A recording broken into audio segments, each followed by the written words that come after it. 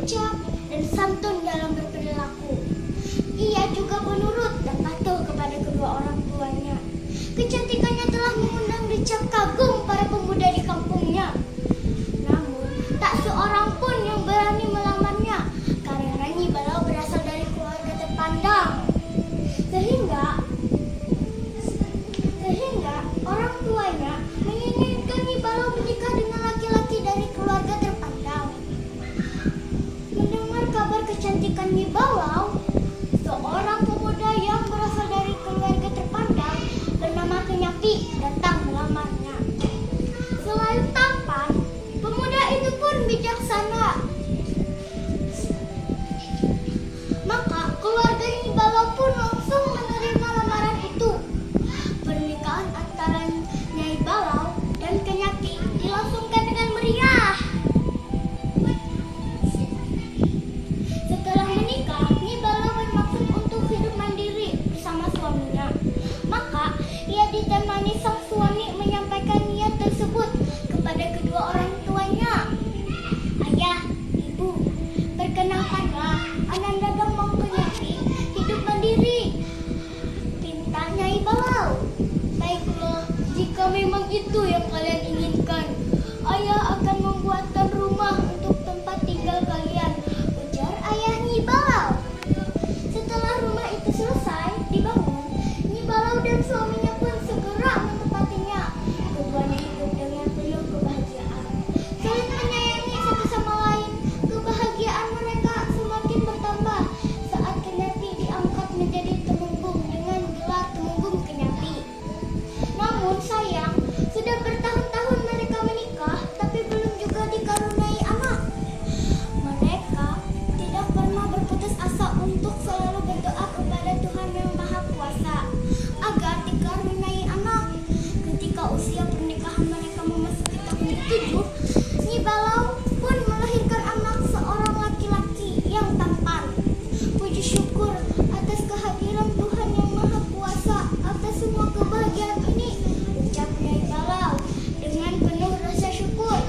Kenyapi pun tak kuasa menahan rasa haru atas kebahagiaan yang dirasakannya. Sungguh kebahagiaan yang luar biasa, Dinda, ucapnya. Sebagai rasa syukur, nikmat Tuhan ini harus kita rawat dan jaga dengan sebaik-baiknya. Dan benar, Kanda, Dinda ingin anak kita tumbuh menjadi anak yang berbakti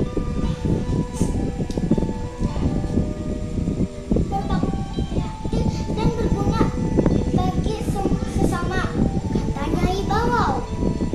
Temenggung Kenyapi menginginkan anaknya berkembang dengan sewajarnya.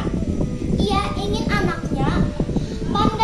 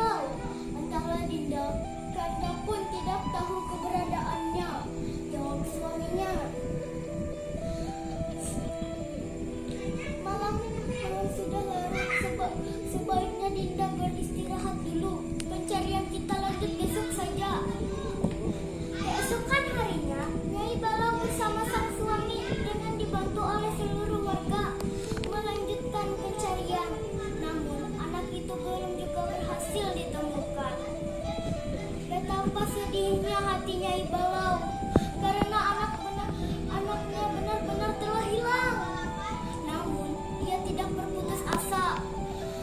Ia bertekad untuk terus mencari tahu keberadaan putranya. Suatu hari Nyai Balau diam-diam meninggalkan rumah menuju ke sebuah hutan yang belum pernah dijamah manusia. Di hutan itu ia berlambah atau bertapa untuk meminta petunjuk kepada Tuhan yang Maha Kuasa. Setelah 7 hari 7 malam bertapa, akhirnya petunjuk itu pun datang melalui seorang nenek-nenek. Itu kemudian berkata kepada Nyai Balau, "Hai cucuku, janganlah kamu mencari putramu lagi.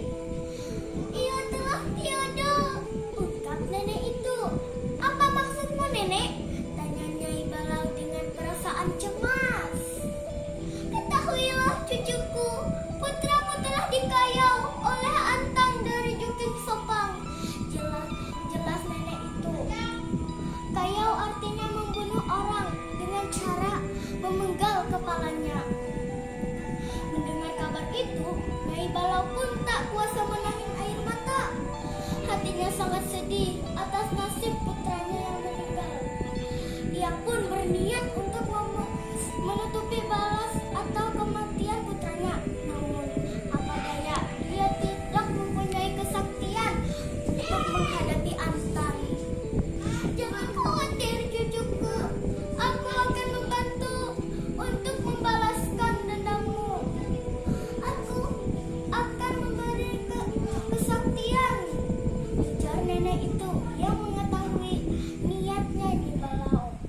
Nenek itu pun memberi sebuah selendang sakti kepada Nyai Balau. "Ambillah selendang sakti ini. Sewaktu-waktu kamu bisa menggunakannya saat menghadapi musuh," ujar nenek itu seraya menyerahkan selendang itu kepada Nyai Balau. "Terima kasih nenek," ucap Nyai Balau.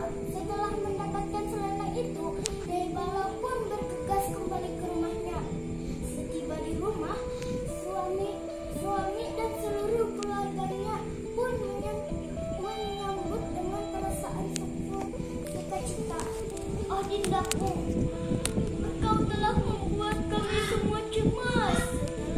Setelah setengah bulan lebih kami terus mencari, tapi tidak menemukan Dinda. Kemana saja Dinda selama ini?"